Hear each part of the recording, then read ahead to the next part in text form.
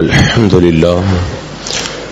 لله رب العالمين والصلاة والسلام على من كان نبيا وآدم بين الماء والطين وعلى آله وأصحابه وأزواجه وأهل بيته أجمعين.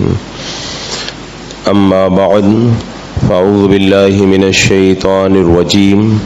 بسم الله الرحمن الرحيم. إنا أنزلناه في ليلة مباركة إنا كنا منذرين فيها يفرق كل أمر حكيم. صدق الله مولانا العظيم وصدق رسوله النبي الأمين المتين الكريم ونحن على ذلك لمن الشاهدين والشاكرين والحمد لله رب العالمين. حصول برکت کے لیے انتہائی عقیدت و محبت کے ساتھ حضور اکرم سید عالم محمد رسول اللہ صلی اللہ تعالی علیہ وسلم کی پرنور بارگاہ میں درود و سلام کا ہدیہ پیش کر لیجیے. اللہم صلی علی سیدنا و شفیعنا و حبیبنا و مولانا محمد وبارک وسلم صلاۃ و سلام علیک یا رسول اللہ صلی اللہ تعالی علیہ وسلم. ماہ شعبان المعظم کی برکتوں سے ہم اور آپ مالا مال ہو رہے ہیں اور یہ عظمت والا مہینہ اپنی تمام تر برکتوں اور رحمتوں کے ساتھ میں ہم پر سایہ فگن ہے. یہی وہ مقدس مہینہ ہے جس کے بارے میں میرے آقا صلی اللہ تعالی علیہ وسلم نے ارشاد فرمایا شعبان میرا مہینہ ہے، رمضان اللہ کا مہینہ ہے. اور حدیث پاک میں ہے حضور اکرم صلی اللہ تعالی علیہ وسلم جتنا اہتمام اس مہینے کا فرمایا کرتے تھے اتنا اہتمام کسی اور مہینے کا نہیں کیا کرتے تھے. یعنی رمضان المبارک کے علاوہ بہت زیادہ کثرت سے عبادت کا اس مہینے کے اندر آقا کریم صلی اللہ تعالی علیہ وسلم اہتمام فرمایا کرتے تھے. اور صوفیاء کرام نے کہا ہے کہ رمضان المبارک کے مہینے میں جو رحمت کی بارش ہوتی ہے اس رحمت کی بارش کے جو بادل ہیں، جو موسم بنتا ہے، وہ اسی مہینے شعبان کے مہینے میں موسم بنتا ہے. اگر کوئی یہ چاہتا ہے کہ ماہ رمضان کے اندر میرے اوپر خوب رحمتیں نازل ہوں، رحمتوں کی بارشیں اتریں، تو اس کے لیے ضروری ہے کہ وہ شعبان کے مہینے میں رحمتوں کی بارش کا موسم بنائے، اپنے آپ کو نیک بنائے، پرہیزگار بنائے، متقی بنائے، پارسا بنائے، عابد و زاہد بنائے، کثرت سے عبادت کرے. کیونکہ جب اس مہینے کے اندر رحمتوں کی بارش کے لیے موسم بنے گا تبھی جا کر کے ماہ رمضان المبارک کے اندر رحمتوں کی بارشیں نازل ہوں گی.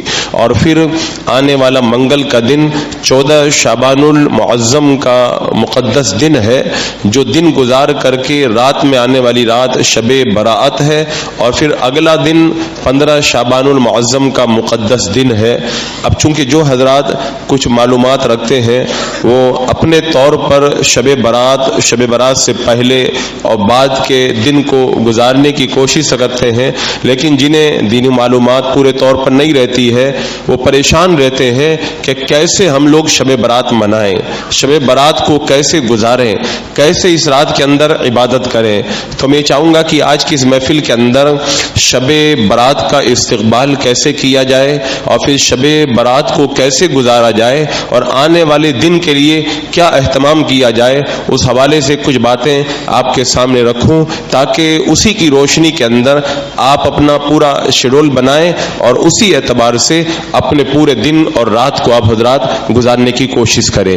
سب سے پہلے آنے والا منگل کا دن جو 14 شعبان المعظم کا دن ہے، اس دن کے اندر پہلے آپ حضرات روزہ رکھیں، کیونکہ حضور اکرم صلی اللہ تعالی علیہ وسلم رمضان المبارک کے علاوہ سب سے زیادہ روزہ ماہ شعبان المعظم کے اندر رکھا کرتے تھے. کسی نے پوچھا کہ یا رسول اللہ صلی اللہ تعالی علیہ وسلم آپ شعبان المعظم کے مہینے میں اس قدر کثرت کے ساتھ میں روزہ کیوں رکھتے ہیں؟ تو آقا کریم صلی اللہ تعالی علیہ وسلم نے ارشاد فرمایا کہ میں اس بات کو پسند پسند کرتا ہوں کہ میرا عمل رب کی بارگاہ کے اندر اس حال میں پیش ہو کہ میں روزے کی حالت میں رہوں. اور چونکہ شعبان المعظم کی جو رات آتی ہے 15ویں شب، اس رات کے اندر بندوں کے اعمال اللہ کی بارگاہ کے اندر پیش ہوا کرتے ہیں، تو آپ منگل کا جو 14 شعبان کا دن ہے آنے والا، اسی دن کے اندر روزہ رکھیں تاکہ شب برات کا جب آغاز ہو اور آپ کا عمل رب کی بارگاہ میں جب پیش ہو تو آپ روزے کی حالت میں رہیں. اور حدیث پاک میں ہے جو بندہ شعبان المعظم کا ایک روزہ رکھتا ہے، اللہ تبارک و تعالی اسے جہنم سے نجات عطا فرما دیتا ہے. تو یہ ہمارے لیے بڑی سعادت مندی کی بات ہے کہ ہم لوگ سب سے پہلے اس کی تیاری یہ کریں کہ شب برات آنے سے پہلے 14 شعبان المعظم کو روزہ رکھ لے. اس کے بعد میں پھر اس مقدس رات کا جو استقبال کرنا ہے، ہم نے بزرگوں سے سنا ہے کہ بزرگوں کا یہ طریقہ تھا کہ شب براءت جو سورج ڈوبنے کے بعد شروع ہوتی ہے، وہ عصر کے بعد ہی سے اس کی تیاری شروع کر دیتے تھے. اور تیاری کا ایک طریقہ بزرگوں کا یہ ہے کہ عصر کی نماز کے بعد یا سورج غروب ہونے سے پہلے وہ حضرات مسجد کے اندر جمع ہو جاتے تھے اور سب سے پہلے 40 مرتبہ لا حول ولا قوت الا باللہ العلی العظیم پڑھتے. اس کے بعد میں 100 مرتبہ آقا کریم صلی اللہ تعالی علیہ وسلم پر درود پاک پڑھتے. تو یہ 40 مرتبہ لا حول پڑھنا اور 100 مرتبہ درود پاک پڑھنا یہ بزرگوں کا معمول ہے شب برات کا استقبال کرنے کے لیے. اور فرمایا گیا جو بندہ عصر کے وقت میں شب برات کی آمد سے پہلے اس وظیفے کو پڑھ لے گا، اللہ تبارک و تعالی پورے سال اس کو مصیبتوں اور پریشانیوں سے محفوظ و مامون فرما دے گا. تو آپ حضرات بھی شعبان المعظم کی اس مقدس رات کا استقبال عصر کے بعد ہی سے شروع کر دیں. اچھی طریقے سے تیار ہو کر کے آئیں اور اپنی ضروریات سے فارغ ہو کر کے اتنی دیر پہلے مغرب سے اتنی دیر پہلے مسجد میں آ جائیں کہ 40 مرتبہ لا حول شریف پڑھ سکیں اور 100 مرتبہ درود پاک پڑھ سکیں. اور میں اس کے اندر اتنا اضافہ اور کرنے کے لیے کہوں گا کہ اگر ہو سکے تو 40 مرتبہ یا 70 مرتبہ استغفر اللہ ربی من کل ذنب واتوب الیہ بھی پڑھ لیں. کیونکہ شب برات کے اندر جب ہمارے اعمال رب کی بارگاہ میں پیش ہوں گے تو ہم شب برات کے آنے سے پہلے ہی جب اللہ کی بارگاہ میں توبہ کر لیں گے تو ہمارا نامہ اعمال رب کی بارگاہ میں اس حال میں پیش ہوگا کہ اس کے اندر توبہ و استغفار شامل ہوگا. تو اللہ تبارک و تعالی ہمارے لیے مغفرت کا سامان پیدا فرما دے گا. تو یہ تو عصر کے بعد کا معاملہ ہوا. اس کے بعد میں جب سورج ڈوب جائے گا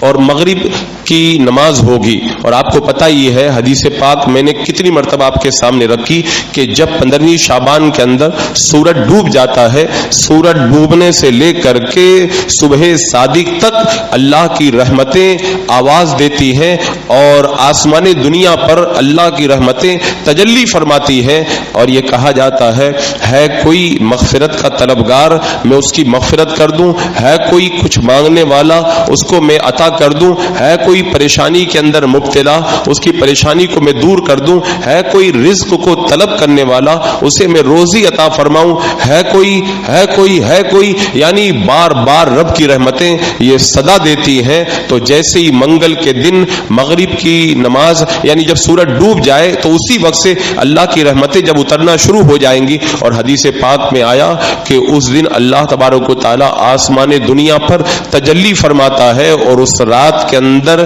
عرب کے مشہور قبیلہ بنی بکر کی بکریوں کے بالوں کے برابر گنہگاروں کو جہنم سے نجات عطا فرماتا ہے اور اتنے گنہگاروں کے اللہ تعالیٰ مغفرت فرماتا ہے. تو آپ حضرات مغرب کی نماز کے اندر آئیں اور مغرب کی نماز اچھا ایک بات اس سے پہلے میں اور بھی عرض کر دوں، اگر آپ حضرات شب برات کا استقبال کرنا چاہتے ہیں تو آپ کو اپنے ذہن کے اندر یہ بات رکھنا ہوگا کہ حدیث پاک کے اندر کچھ ایسے لوگوں کا ذکر ہے جو شب برات کی اتنی اترنے والی برکتوں کے باوجود بھی محروم رہ جاتے ہیں. لہذا اگر آپ حضرات ان روزوں کو رکھنا چاہیں, وظائف کو ادا کرنا چاہیں, تو اس سے پہلے اس بات کا خیال رکھیں کہ حدیث پاک میں جن لوگوں کو اس رات کے اندر محروم قرار دیا ہے, اگر خدا نہ کرے ہم میں سے کوئی ایسا بندہ ہو تو شب برات کے آنے سے پہلے اپنے آپ کو ان چیزوں سے پاک صاف کر لے. جیسا کہ حدیث پاک میں فرمایا گیا,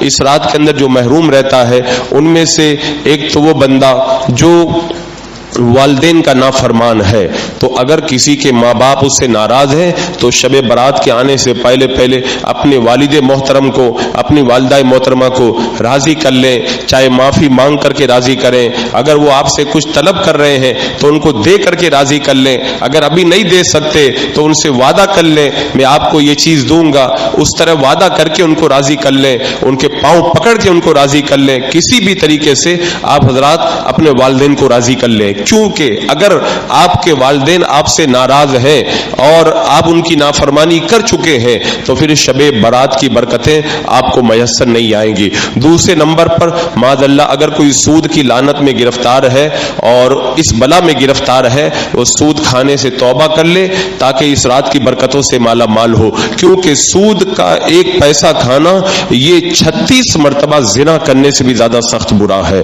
تو اس گناہ سے بھی پہلے توبہ کر لے. اگر معاذ اللہ کوئی شرابی ہے تو شراب سے توبہ کر لے, کیونکہ جو بندہ شراب پیتا ہے 40 دن تک اس کی نماز قبول نہیں ہوتی ہے, اس گناہ سے بھی توبہ کر لے. اگر کوئی کینہ پرور ہے, مسلمانوں سے حسد رکھتا ہے, دل میں کینہ رکھتا ہے, تو شب برات کے آنے سے پہلے کینہ پروری سے بھی توبہ کر لے. میرے آقا علیہ السلام نے فرمایا صبح اس حال میں کرو کہ تمہارے دل کے اندر کسی مسلمان کے بارے میں کینہ نہ ہو, کیونکہ جو کینہ رکھتا ہے اس رات کی برکتوں سے محروم رہتا ہے. اور اگر کسی کے رشتہ دار, بہن بھائی, چچا پھوپھی خالہ جو بھی ناراض ہے ان کو بھی راضی کر لیں, ورنہ پھر اس رات کی برکتیں آپ کو نہیں ملیں گی. حدیث پاک میں آتا ہے اللہ تبارک و تعالیٰ کا فرمان ہے کہ جو رشتے کو توڑتا ہے اس کو میں جو رشتے کو توڑتا ہے اس کو میں توڑ دیتا ہوں, اور جو رشتے کو جوڑتا ہے اس کو میں جوڑ دیتا ہوں. اور رشتہ جو توڑتا ہے اس رات کی برکتوں سے وہ محروم رہ جاتا ہے.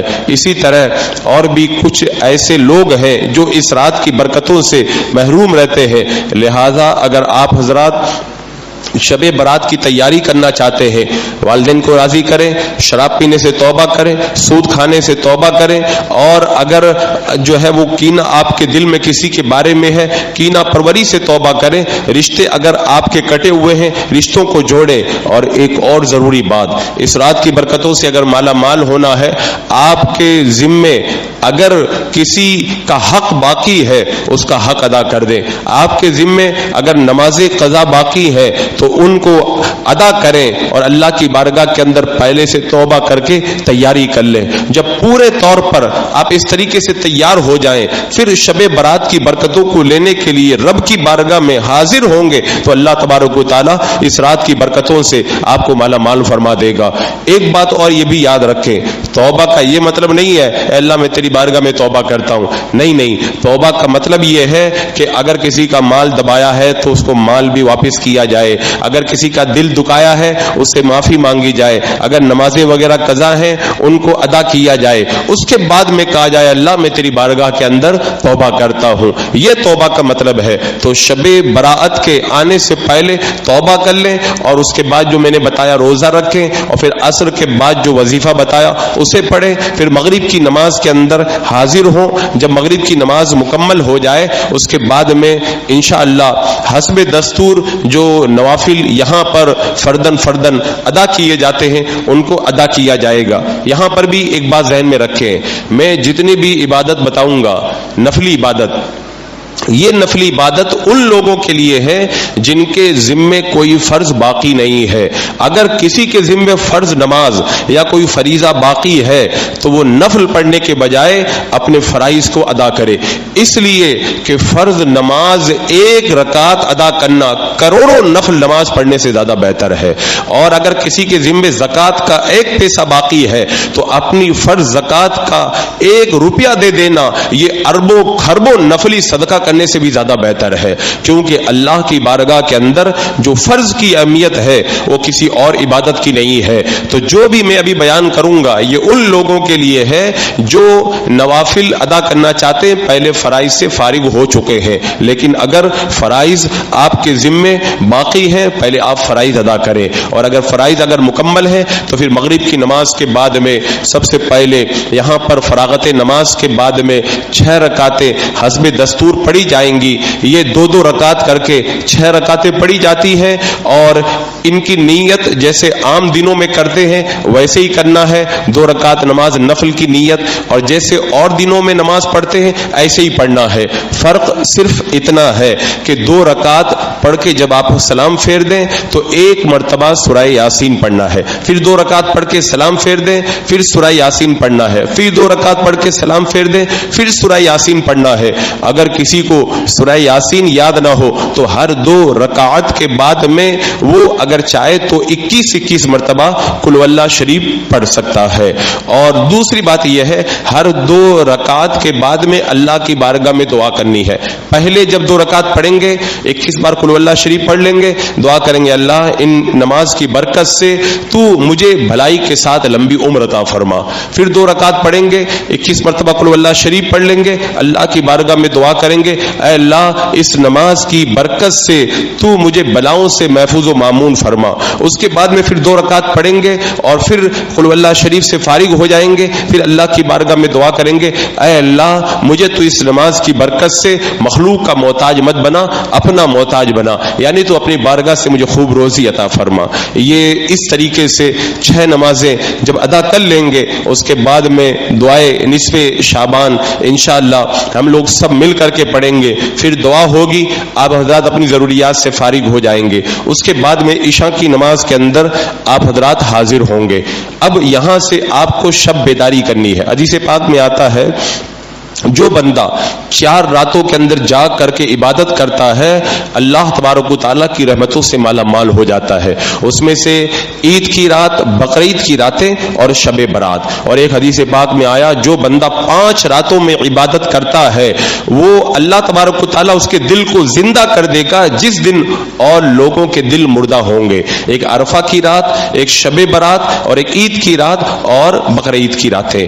اور ایک حدیث پاک میں ہے آقا کریم صلی اللہ تعالی علیہ وسلم نے ارشاد فرمایا کہ ان راتوں کے اندر بندہ جو عبادت کرتا ہے تو ان راتوں کے اندر حدیث پاک کا مفہوم ہے کہ عبادتوں کا ثواب بڑھا دیا جاتا ہے۔ اب یہ مسئلہ ہے کہ اس رات کے اندر ہم کیسے جاگیں، کیسے عبادت کریں۔ 9 بجے نماز ختم ہو جاتی ہے اور صبح جو ہے وہ 6 بجے اذان ہوتی ہے، یہ 9 گھنٹے کا ٹائم ہے۔ اب جو آدمی جانتا ہے نہیں پریشان ہوتا ہے 9 گھنٹہ میں کیسے گزاروں، میں کہتا ہوں اگر دل لگا کے عبادت کرنے بیٹھ جاؤ نا 9 گھنٹہ کم پڑ جائے گا، دعا کرو گے اللہ 9 گھنٹہ اور دے دے تاکہ میں تیری بارگاہ میں اور عبادت کروں۔ اب عبادت کا طریقہ کیا ہوگا؟ ایک تو بزرگوں کا معمول ہے آپ حضرات اس رات کے اندر غسل کر کے آئیں، کیونکہ شب برات کے اندر غسل کرنے کی حدیث پاک میں ترغیب دی ہے، اور بزرگوں نے فرمایا اگر ہو سکے تو 7 بیری کے پتے ابال کر کے اس پانی سے غسل کیا جائے تو اللہ تبارک و تعالی جادو، آفتوں، بلاؤں سے سال بھر تک محفوظ رکھتا ہے۔ لیکن یہ بھی ایک بڑی مصیبت ہے کہ اگر کوئی مستحب کام لوگوں کو بتایا جائے تو اس کو ایسا ضروری سمجھ لیتے ہیں کہ بس یہی کرنا ہے، اور فرض کام بتایا جائے تو توجہ نہیں دیتے۔ یہ کریں تو اچھی بات ہے لیکن کرنا کوئی فرض اور واجب اور لازم ضروری نہیں ہے۔ تو سب سے پہلے آپ حضرات اس رات کی برکتوں کو حاصل کرنے کے لیے غسل کریں، اور سکے تو بیری کے پتوں سے غسل سے فراغت پائیں۔ اب اس کے بعد میں جب نماز ہوگی، نماز کے بعد میں مختصر سا پروگرام رہے گا جس میں انشاءاللہ اللہ تبارک و تعالیٰ کی محبت بڑھانے کے لیے کچھ باتیں بیان کی جائیں گی، اس کے اندر آپ حضرات شرکت کریں۔ اب پھر 10 بجے سے لے کے صبح میں جو ہے وہ 6 بجے تک آپ کے پاس میں 8 گھنٹے کا ٹائم ہے۔ یہ 8 گھنٹہ آپ کیسے گزاریں گے میں مختصر طور پر اس کا ایک شیڈول بتا دیتا ہوں تاکہ آپ لوگوں کو اسی طرح سے شب بیداری کرنے کے اندر آسانی رہے۔ تو اس رات کی عبادت کو کو آپ حضرات 5 حصوں میں تقسیم کر لیں. ایک نوافل ادا کرنا، دوسرا قرآن مقدس کی تلاوت کرنا، تیسرا اوراد و وظائف پڑھنا، چوتھا دعا کرنا، اور پانچواں اپنے مردوں کے لیے ایصال ثواب کرنا، قبروں کی زیارت کرنا. اب یہ پانچوں کام ہمیں کیسے ادا کرنے ہیں، آئیے میں جو ہے وہ ترتیب کے ساتھ اسے بتاتا ہوں. سب سے پہلے نوافل، کیونکہ عبادتوں میں سب سے اہم عبادت ہے نماز، اس کے بعد میں سب سے اہم عبادت ہے یہ قرآن مقدس کی تلاوت، اس کے بعد میں جو دوسرے وظائف ہیں ان کی فضیلت ہے. اور یہ جو ترتیب ہے، یہ ترتیب میں اس لیے بتا رہا ہوں، صوفیاء کرام فرماتے نماز پڑھنا سب سے مشکل کام ہے، اس کے بعد میں تلاوت کرنا مشکل ہے، اس کے بعد میں ذکر کرنا مشکل ہے. تو جب آپ نماز کے بعد میں بالکل فریش رہیں گے تو سب سے پہلے شروعات کریں مشکل کام سے، تاکہ آپ کو مشکل کام کرنے میں آسانی رہے. تو سب سے پہلے اگر فرائض آپ کے ذمہ باقی نہیں ہے تو نفل نماز ادا کریں. اب نفل نماز کیسے پڑھیں؟ ایک نفل نماز تو ایسی ہے کہ اگر آپ اس کو پڑھنا شروع کر دیں گے ویسے ہی فجر کی اذان ہو جائے گی. حدیث پاک میں اس کی بڑی فضیلت آئی ہے. حضرت حسن بصری رضی اللہ تعالیٰ عنہ فرماتے ہیں میں نے 30 صحابہ سے ملاقات کی، 30 صحابہ نے مجھ کو بتایا کہ یہ صلاۃ الخیر ہے جو شب برات کے اندر اس نماز کو جو بندہ پڑھ لے گا اللہ تبارک و تعالیٰ اس کی طرف 70 مرتبہ رحمت کی نظر فرمائے گا، اور ہر مرتبہ جب اللہ تبارک و تعالیٰ نظر فرمائے گا تو ہر بار اللہ تبارک و تعالیٰ اس کی 70 حاجتوں کو پورا فرما دے گا، اور ان میں سب سے چھوٹی حاجت یہ ہے اللہ تعالیٰ اس کے گناہوں کو معاف فرما دے گا. اب آپ اندازہ لگائیں ایک بار اللہ نظر فرمائے گا تو 70 ضرورتیں پوری ہو جائیں گی، اور 70 مرتبہ نظر کرم فرمائے گا. تو اتنا بڑا ثواب ہے تو کام تھوڑا مشکل تو ہوگا ہی. یہ 100 رکعت آپ کو پڑھنی ہے، 2 رکعت کر کے، جیسے اور دنوں میں پڑھتے ہیں ویسے ہی پڑھنی ہے. فرق صرف اتنا ہے کہ ہر رکعت کے اندر الحمد شریف کے بعد میں 10 مرتبہ قل هو اللہ شریف پڑھنا ہے. تو جب 100 رکعت پڑھیں گے، ہر رکعت میں سورہ فاتحہ کے بعد میں 10 مرتبہ قل هو اللہ شریف پڑھیں گے تو یہ 1000 بار قل هو اللہ شریف پڑھنا ہو گیا. یہ نماز بہت فضیلت والی نماز ہے. اگر اللہ نے آپ کو ہمت دی ہے، آپ کے ٹانگوں میں پاؤں میں اگر طاقت ہے تو آپ اس نماز کو ادا کر کے شب برات کی برکتوں سے مالا مال ہو سکتے ہیں. اور اس کے علاوہ اگر کسی کے لیے نماز مشکل ہے تو اس سے آسان نماز نفل میں بتاتا ہوں. حضرت آقا کریم صلی اللہ تعالی علیہ وسلم نے حضرت عباس رضی اللہ تعالیٰ عنہ سے فرمایا چچا کیا میں تمہیں ایسی نماز بتاؤں؟ حضرت عباس نے کہا کہ یا رسول اللہ ضرور مجھ کو بتائیں. میرا آقا علیہ الصلوۃ والسلام نے ارشاد فرمایا یہ ایسی نماز ہے کہ اگر اس نماز کو تم پڑھ لو گے اللہ تبارک و تعالی تمہارے دانستہ گناہوں کو بھی معاف فرما دے گا، انجانے میں جو گناہ ہوئے ان کو بھی معاف فرما دے گا، چھپ کر جو گناہ کیے ان کو بھی معاف فرما دے گا، جو گناہ ظاہری طور پر کیے ان کو بھی معاف فرما دے گا، جو چھوٹے گناہ ہیں اللہ ان کو بھی معاف فرما دے گا، جو بڑے گناہ ہیں اللہ تبارک و تعالی ان گناہوں کو بھی معاف فرما دے گا. یعنی آقا کریم صلی اللہ تعالی علیہ وسلم نے اس نماز کی بڑی فضیلت فرمائی اور فرمایا اے عباس میرے چچا اگر ہو سکے تو اس نماز کو روزانہ پڑھو، اگر روزانہ نہیں پڑھ سکتے ہر جمعہ کو پڑھو، ہر جمعہ کو نہیں پڑھ سکتے سال میں ایک بار پڑھو، اور سال میں ایک بار نہیں پڑھ سکتے تو میرے چچا زندگی میں ایک بار یہ نماز ضرور پڑھ لینا. اس نماز کا نام ہے صلاۃ التسبیح. آپ اس رات کے اندر اس نماز کو ادا کریں. یہ نماز 4 رکعت جیسے آپ لوگ عصر اور عشاء سے پہلے پڑھتے ہیں ویسے ہی 4 رکعت پڑھنی ہے. کوئی فرق نہیں ہے، فرق صرف اتنا ہے آپ حضرات کو ایک تسبیح یاد کرنی ہے، سبحان اللہ والحمد للہ ولا الہ الا اللہ واللہ اکبر. سب حضرات پڑھیں سبحان اللہ والحمد للہ ولا الہ الا اللہ واللہ اکبر. یہ تسبیح آپ حضرات یاد کر لیں.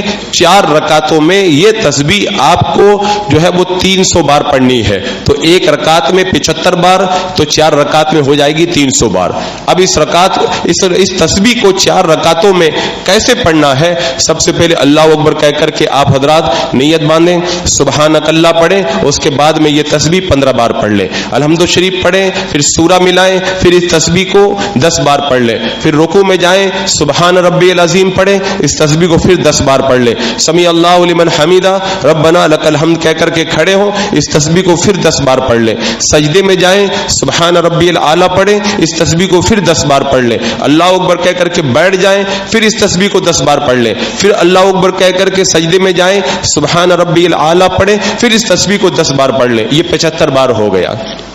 دوسری رکعت اسی طرح، تیسری چوتھی اس طرح 4 رکعت آپ پڑھیں گے. یہ تسبیح 4 رکعتوں میں مکمل 300 بار ادا ہو جائے گی. تو یہ نماز نفل آپ حضرات ادا کریں. اب اس کے بعد میں جب آپ حضرات نفل نماز پڑھنے سے تھک جائیں اس کے بعد میں قرآن مقدس کھول کر کے بیٹھ جائیں, قرآن پاک کی تلاوت کریں. اب تلاوت کے اندر آپ چاہیں تو ترتیب سے قرآن مقدس پڑھیں, اس لیے کہ قرآن کی تلاوت ایک ایسی عبادت ہے کہ کوئی بھی عبادت اس کے برابر نہیں ہو سکتی. فرمایا کہ اگر دل کو زنگ لگ جائے, بندہ قرآن کی تلاوت کرے, اللہ تبارک و تعالیٰ تلاوت کی برکت سے اس کے دل کے میل کو دور فرما دیا کرتا ہے.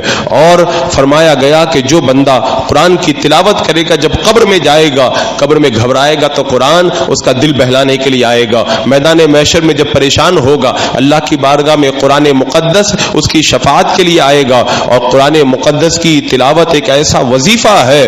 فرمایا حضرت امام احمد بن حنبل رضی اللہ تعالیٰ عنہ نے, اللہ کا خواب میں دیدار ہوا, میں نے رب سے پوچھا مولا میں کیسے تیری بارگاہ میں تیرا قرب پا سکتا ہوں؟ رب نے فرمایا ابن حنبل اگر میری بارگاہ میں آنا چاہتے ہو تو قرآن کی تلاوت کرو, تم میری بارگاہ کے مقرب بن جاؤ گے. اور میرے آقا نے فرمایا جو ایک حرف پڑھتا ہے تلاوت, اللہ تعالیٰ قرآن مقدس کے ایک حرف کے بدلے اسے 10 نیکی عطا فرماتا ہے. تو آپ چاہیں تو ترتیب کے ساتھ قرآن مقدس کی تلاوت کریں, اور یا پھر سورہ یاسین پڑھیں بار بار, سورہ رحمان پڑھیں, سورہ تبارک الذی پڑھیں, سورہ حامیم سجدہ پڑھیں. جو سورہ حامیم سجدہ سورہ دخان پڑھتا ہے, حدیث پاک میں آیا وہ اس حال میں اڑتا ہے 70,000 فرشتے اس کے لیے مغفرت کی دعا کرتے رہتے ہیں. تو قرآن کی ہر سورت کی الگ فضیلت ہے, تو کسی بھی سورہ کی تلاوت کریں. جب آپ تلاوت سے تھک جائیں اس کے بعد میں تیسرے نمبر پر آپ حضرات ذکر کے اندر مگن ہو جائیں.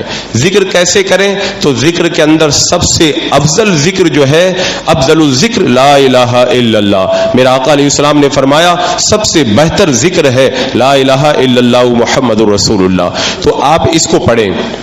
فرمایا دل میں اگر زنگ لگ جائے تو یہ کلمہ دل کے میل کو دور کر دیتا ہے. حضرت موسیٰ علیہ السلام نے کہا تھا مولا مجھے کوئی وظیفہ بتا دے, اللہ تبارک و تعالیٰ نے یہی کلمہ وظیفہ بتایا. موسیٰ علیہ السلام نے کہا مولا یہ تو سب پڑھتے ہیں. رب نے فرمایا موسیٰ اگر ایک پلڑے کے اندر 7 آسمان اور 7 زمینوں کو رکھ دیا جائے اور دوسرے پلڑے کے اندر اس کلمہ شریف کو رکھ دیا جائے تو اس کا وزن اتنا زیادہ ہے 7 آسمان اور زمین ہلکے پڑ جائیں گے, یہ کلمہ ان کے اوپر بھاری پڑ جائے گا. اور یہ ایسا وظیفہ ہے کہ جو بندہ اس کو پڑھے, ایک حدیث پاک کے اندر آیا میدان قیامت میں بندہ گناہوں کے 99 دفتر لے کر کے آئے گا. جب جہنم میں جانے والا ہوگا اللہ تبارک و تعالیٰ ایک پرچی دے گا کہ اس کو لے جا کر کے وزن کرا. بندہ جب اس کو وزن کرائے گا گناہوں کے 99 دفتر ہلکے پڑ جائیں گے اور وہ ایک پرچی بھاری پڑ جائے گی. اللہ تعالیٰ فرمائے گا جنت میں لے جاؤ. اب وہ بندہ اس پرچی کو کھول کے پڑھے گا, اس میں لکھا ہوگا لا الہ الا اللہ محمد رسول اللہ. تو یہ اتنا بہتر وظیفہ ہے. فرمایا گیا جو 1,00,000 مرتبہ کلمہ شریف پڑھ کے کسی ایسے کو بخش دے جو جہنم میں جانے والا ہے, اللہ تعالیٰ اس کو جنتی بنا دیتا ہے. تو آج کی رات میں آپ حضرات شروعات کریں اس مقدس آنے والی رات میں, اور 1,00,000 مرتبہ کلمہ کا اپنا ٹارگیٹ بنا لیں. رات میں آپ 1,000 پڑھیں, 2,000 پڑھیں, اور عید کا چاند نظر آنے تک 1,000 بار پورا کلمہ شریف پڑھ لیں. تو مرنے کے بعد یہی کلمہ آپ کو جنت میں لے جائے گا. پھر اس کے بعد میں جب کلمہ شریف پڑھ لیں تو درود پاک پڑھیں. اب درود پاک کی فضیلت مجھے الگ سے بتانے کی ضرورت نہیں ہے, سب فکس کر لیں. مجھے 1,000 بار کلمہ شریف پڑھنا ہے, 500 بار درود پاک پڑھنا ہے. درود پاک تو ایسا وظیفہ میرے آقا نے بتایا نا, جو پورا وقت درود پاک میں دیتا ہے اللہ اس کے سارے کام بنا دیتا ہے, ساری ضرورتیں اس کی پوری فرما دیتا ہے. اور جو اگر روزی سے پریشان ہو اللہ اس کو اتنی روزی دیتا ہے کہ بندہ سمجھ بھی نہیں پاتا ہے. تو درود پاک کا وظیفہ پڑھنا شروع کر دیں. اس کے بعد میں استغفار کے اندر مگن ہو جائیں. 100 بار, 200 بار, 300 بار یا 500 بار استغفار کریں. میرے آقا صلی اللہ تعالی علیہ وسلم فرماتے ہیں میں خود روزانہ دن کے اندر 70 مرتبہ استغفار کرتا ہوں. میرے آقا علیہ السلام گناہ نہیں کرتے, لیکن امت کی تعلیم کے لیے آپ فرماتے میں روزانہ 70 مرتبہ استغفار کرتا ہوں. اور فرمایا کہ جو بندہ کثرت سے استغفار کرتا ہے اللہ تبارک و تعالیٰ اس کے غموں کو دور کر دے گا, اس کی مصیبتوں کو دور کر دے گا. اللہ اسے وہاں سے روزی دے گا جہاں سے بندہ گمان بھی نہیں کر سکتا ہے. حضرت حسن بصری رضی اللہ تعالیٰ عنہ کے پاس ایک بندہ آیا کہ اولاد نہیں ہوتی، فرمایا استغفار کرو۔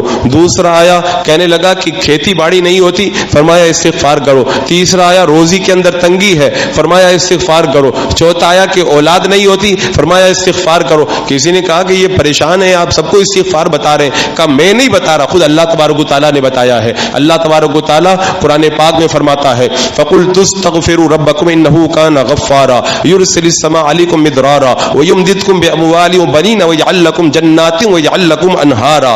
ان آیات میں رب نے ان چاروں پریشانیوں کا ایک ہی علاج بتایا ہے، اگر کوئی بھی پریشانی ہو استغفار کرو، اللہ تعالیٰ تمہاری پریشانی کو دور فرما دے گا۔ تو پھر آپ 100 200 یا 500 مرتبہ توبہ استغفار کے اندر مگن ہو جائیں۔ اس کے بعد میں آپ حضرات جو ہے وہ 100 مرتبہ 200 یا 300 مرتبہ لا حول ولا قوت الا باللہ العلی العظیم پڑھے۔ یہ وظیفہ میں بار بار اس لیے بتاتا ہوں، آج کل لوگ غم ٹینشن کا زیادہ شکار ہے، اور ٹینشن فری کرنے والا یہ وظیفہ ہے۔ حضرت ابو موسیٰ رضی اللہ تعالیٰ عنہ فرماتے ہیں کہ ایک بار میں کوئی وظیفہ دل میں پڑھ رہا تھا، اللہ کے رسول علیہ السلام تشریف لائے، فرمایا ابو موسیٰ ایسا وظیفہ بتاتا ہوں، اگر تم اس کو پڑھ لو گے تو یہ جنت کے خزانوں میں سے ہے۔ میں نے کہا یا رسول اللہ بتائیے، تو اللہ کے رسول علیہ السلام نے فرمایا لا حول ولا قوت الا باللہ العلی العظیم، یہ جنت کے خزانوں میں سے ہے۔ اور حضرت ابو ہریرہ کہتے ہیں جو بندہ لا حول پڑھتا ہے اللہ اس کی 70 بیماریاں دور کر دیتا ہے، اور 70 میں سے جو سب سے چھوٹی بیماری ہے وہ غم اور ٹینشن کی بیماری، اللہ تعالیٰ اس بیماری سے اس کو نجات عطا فرما دیتا ہے۔ اور فرمایا جو لا حول پڑھتا ہے وہ کبھی مفلس نہیں ہوگا، کبھی پیسوں کا محتاج نہیں ہوگا، کبھی کسی کے سامنے ہاتھ نہیں پھیلائے گا، اللہ تعالیٰ اس کو ایسی روزی عطا فرمائے گا کہ ہمیشہ وہ جو ہے وہ لوگوں سے بے نیاز ہو کر کے رہے گا۔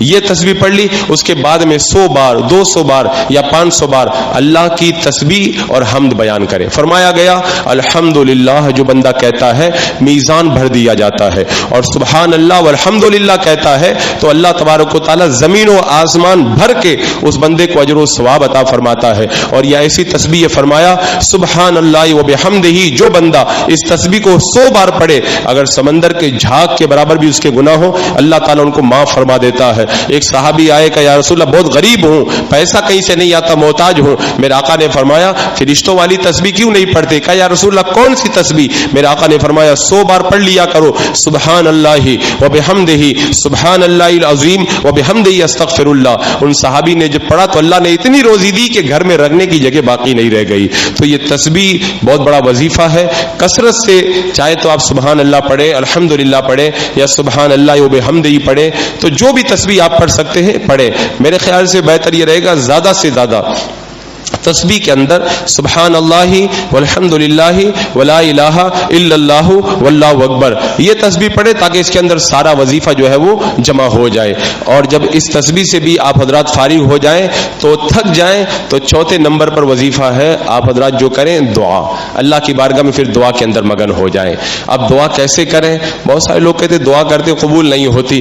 دعا کی جو شرطیں ہیں، جو آداب ہیں، جو طریقہ ہے اس کے مطابق آپ دعا کریں گے۔ حدیث پاک میں آتا ہے 5 راتوں میں اللہ تعالیٰ دعا قبول فرماتا ہے، انہی میں سے ایک شب برات ہے۔ شب برات کے اندر جو دعا کی جاتی ہے اللہ رد نہیں فرماتا، اور اللہ تعالیٰ خود فرماتا ادعونی استجب لکم، مجھ سے دعا کرو میں تمہاری دعا قبول کروں گا۔ جب وہ خود ہی خالق فرما رہا ہے مانگو تو پھر کیسے ہو سکتا ہے کہ وہ مانگنے کا حکم بھی دے اور بندہ مانگے اللہ تعالیٰ اس کو نہ دے؟ ایسا نہیں ہو سکتا ہے۔ بس طریقہ ہونا چاہیے، یعنی روزی پاک ہونا چاہیے، فرائض کو ادا کرے، گناہوں سے توبہ کر لے، اس کے بعد میں باوضو ہو، اچھے کپڑے پہنے، بدن پہ خوشبو لگائے اور مسجد کے اندر حاضر ہو، خانہ کعبہ کی طرف منہ کر لے، 2 زانو جیسے اتحیات میں بیٹھتے ہیں ایسے بیٹھ جائے، اپنے دونوں ہاتھوں کو اٹھا لے، یا تو دونوں ہاتھوں کو وہ ہے جو اپنے سینے کے برابر رکھے، اور یا پھر اپنے کندھوں کے برابر رکھے، اور یا پھر سر کے برابر اٹھا کر کے اوپر کرے، اور ہاتھ پھیلے ہوئے ہوں، دونوں ہاتھوں کے درمیان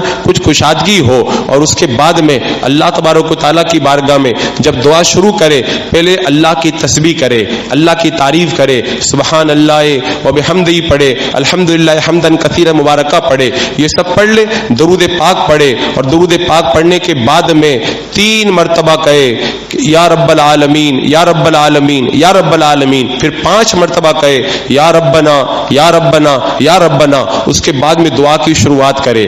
دعا کرتے وقت میں یہ تصور کرے کہ میرا پروردگار مجھے دیکھ رہا ہے، اور پھر آنکھوں کے اندر آنسو لائے، اور پھر دعا اس انداز کے اندر کرے کہ میرا رب جو میں مانگوں گا مجھے عطا فرمائے گا. یقین کے ساتھ میں دعا کرے، دل ادھر ادھر نہ بھٹکتا ہو، کیونکہ اللہ کے رسول نے فرمایا کہ جو غفلت میں دعا کرتا ہے اللہ تعالیٰ اس کی دعا قبول نہیں فرماتا. تو دل کو حاضر رکھے اور یہ تصور کرے آج میں خالی کی بارگاہ کے اندر بھیک مانگنے کے لیے حاضر ہوا ہوں. اگر رونا نہ آئے تو رونے جیسی صورت بنا لے، دعا آہستہ کرے اور دعا کرتے وقت میں بار بار مانگے. ایسا نہیں کہ ایک بار مانگ کے خاموش ہو جائے، بار بار رب کی بارگاہ میں مانگتا رہے. اور پھر اللہ کی بارگاہ کے اندر جب مانگے دعا کرے، اپنے گناہوں کا تصور کر کے شرمندہ ہو اور کہے اللہ میں گنہگار ہوں، تو میرے گناہوں کو معاف کر دے، میری دعاؤں کو قبول فرما لے. شرمندگی کے ساتھ میں دعا مانگے، اور دعا کے وقت میں جو ہے وہ پورے طور کے اوپر اس کی ساری توجہ جو ہے وہ اپنے خالق و مالک کی طرف ہونی چاہیے. عاجزی اور انکساری اختیار کرے، اور اگر بیٹھ کر کے دعا نہ کرے تو سجدے میں سر رکھ کے بھی بندہ دعا کر سکتا ہے، یہ بھی دعا کا اچھا طریقہ ہے. اور پھر دعا جب مکمل کر لے تو آخر کے اندر پھر درود پاک پڑھے، اور دعا مکمل کرنے اور دعا میں اس بات کا خیال رکھے صرف اپنے لیے نہ مانگے، اپنے لیے بھی مانگے، اپنے والدین کے لیے بھی مانگے، اعزا اقربا کے لیے مانگے، اور سارے مسلمانوں کے لیے مانگے، تاکہ ان کے صدقے میں اللہ تعالی ہماری دعاؤں کو بھی قبول فرمائے. میں کہتا ہوں اگر اس طرح دل لگا کر کے جب رب کی بارگاہ میں جب مانگنے لگ جاؤ گے نا، تو پھر کسی تعویذ والے کے پاس نہیں جانا پڑے گا، کسی امام صاحب کے پاس میں کچھ جو ہے وہ فریاد لے کے نہیں جانا پڑے گا. جب سارے بادشاہوں کے بادشاہ کے دربار میں جب آ کر کے کھڑے ہو گئے آپ اور یہاں پہ مانگ لیا اور یقین کے ساتھ مانگ لیا، تو میں کہتا ہوں اللہ کی بارگاہ میں جو بندہ یقین کے ساتھ مانگتا ہے اللہ تبارک و تعالیٰ اس کا دامن ضرور بھر دیا کرتا ہے.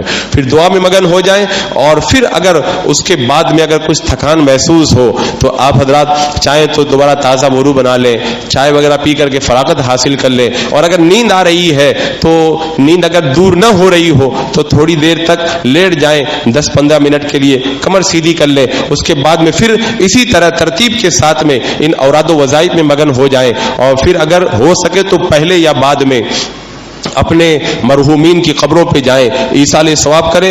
حضرت عبداللہ بن عباس رضی اللہ تعالیٰ عنہ سے روایت ہے کہ شب برات کے اندر روحیں گھر کے دروازے پہ آتی ہے اور کہتی ہے گھر والوں ہمارے اوپر رحم کرو، ہمارے لیے تم کوئی ثواب پہنچاؤ، ہم پریشان ہیں. جب بندہ ان کے لیے ایصال ثواب کرتا ہے وہ خوش ہوتی ہے اور دعا دیتی ہوئی چلی جاتی ہے. چاہے تو آپ قبرستان میں جا کے دعا کریں، چاہے اپنے گھر میں فاتحہ کروائیں، اور چاہے یہیں پر بیٹھ کر کے ان کے لیے مغفرت کی دعا کریں.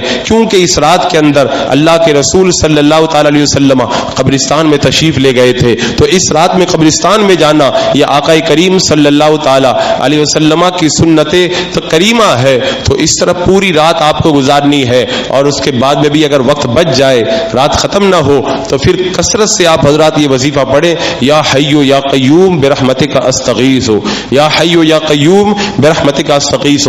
فرمایا گیا جو اس کو زیادہ پڑھتا ہے وہ اللہ کی محبت میں دیوانہ ہو جاتا ہے، اللہ تعالیٰ اسے اپنی محبت عطا فرما دیتا ہے، اور بڑا بااثر وظیفہ ہے. بعض علماء نے فرمایا یہ اسم اعظم ہے. تو کثرت سے یا حی یا قیوم برحمتک استغیث کا وظیفہ کریں. سونے کے لیے بہت ساری راتیں ہیں، زندگی بھر بندہ راتوں میں سوتا رہتا ہے. یہ راتیں نیکوں کے لیے نہیں ہے، ہم گنہگاروں کے لیے آتی ہے. نیک تو روزانہ ہی جاگ کر کے عبادت کرتے ہیں، اللہ تعالیٰ یہ راتیں ہم گنہگاروں کو دیتا ہے. اے رات میں سونے والوں، آؤ اس رات میں میری بارگاہ میں آ کر کے میری رحمتوں سے تم بھی مالا مال ہو جاؤ. اس رات کی پھر کیا برکتیں ہیں وہ تو آپ حضرات نے بارہا سنا. حضرات مکرم یہ مختصر سی ترتیب اور شیڈول میں نے بتایا ہے. اگر اس طریقے سے آپ حضرات شب برات کو گزاریں گے، میں کہتا ہوں فجر کا وقت ہو جائے گا، آپ کو پتہ بھی نہیں چلے گا. پھر جب فجر کا وقت ہونے والا ہو سحری کریں، اور سحری کر کے 15 شعبان کا یعنی بدھ کے دن کا بھی روزہ رکھیں. حدیث پاک میں آیا جو بندہ 15 شعبان کا روزہ رکھتا ہے اللہ تبارک و تعالیٰ اس پر یہ کرم کرتا ہے کہ جہنم کی آگ اس کو کبھی بھی نہیں چھوئے گی، وہ جہنم کی آگ سے محفوظ ہو جائے گا. اور ایک ضروری عمل جن کو اللہ نے پیسہ دیا ان کے لیے یہ ہے، اس رات میں جتنا ہو سکے صدقہ کریں، کیونکہ صدقہ اللہ کے غضب کو ٹھنڈا کرتا ہے اور بری موت سے بچاتا ہے، پریشانیوں کو دور کرتا ہے. اور جو بندہ صدقہ کرتا ہے اللہ تبارک و تعالیٰ اس کی حاجتوں کو پورا فرماتا ہے. صدقہ کریں، یعنی چاہے چاہیں تو آپ غریب و فقیروں کے اندر دیں، اپنے رشتہ داروں میں جو پریشان حال ہے ان کی مدد کریں، یا جن کی بھی آپ مدد کر سکتے ہیں اس رات میں کثرت سے آپ حضرات مدد کریں. انشاءاللہ جاگنے سے بھی زیادہ اللہ تبارک و تعالیٰ اس صدقے کی وجہ سے آپ کو اجر و ثواب عطا فرمائے گا. یہ مختصر سے وقت میں نے تھوڑا سا شیڈول بتایا، انشاءاللہ باقی باتیں اس مقدس رات کے اندر ہوں گی. اللہ تبارک و تعالیٰ اس آنے والی رات کی برکتوں سے ہمیں اور آپ کو مالا مال فرمائے.